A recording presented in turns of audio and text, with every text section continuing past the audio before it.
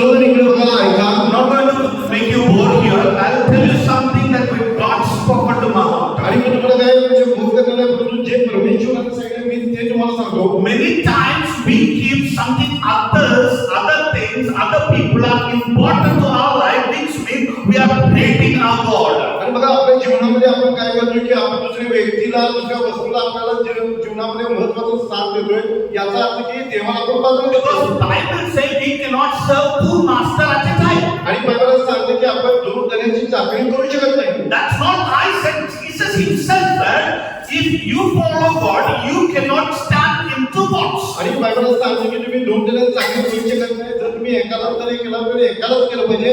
दोन्ही आपल्याकडे येशू म्हणतोय की होणार The नाही. shocking thing is that Jesus down to that he said, if you love one thing, you should hate other things. आणि मग बायबल सांगते की मग दोन गोष्टीमध्ये तुम्ही काय करणार, एकावर प्रेम करणार, एकाचा तिरस्कार करणार, द्वेष करणार. Which means if you love the things of the world, you are hating God. That's what the meaning about. आणि मग याचा अर्थ असं होतो की जर तुम्ही जगाच्या गोष्टीवर जर प्रेम केला तर तुम्ही काय करता, मग देवाचा तिरस्कार किंवा द्वेष If करता. other things of the world are so much important to you, your treasure, your family, your friends, and your whole matters of the world are most important to your life, indirectly you are coming to the prayer, but yet you are saying, Lord, I hate you.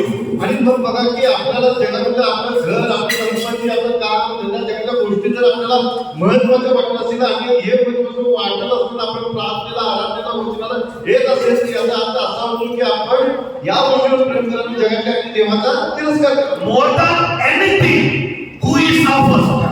आणि आपल्याला कोणतीही गोष्टीपेक्षा कोण महत्त्वाचं आहे? कोण महत्वाचा असा? बोला बोला.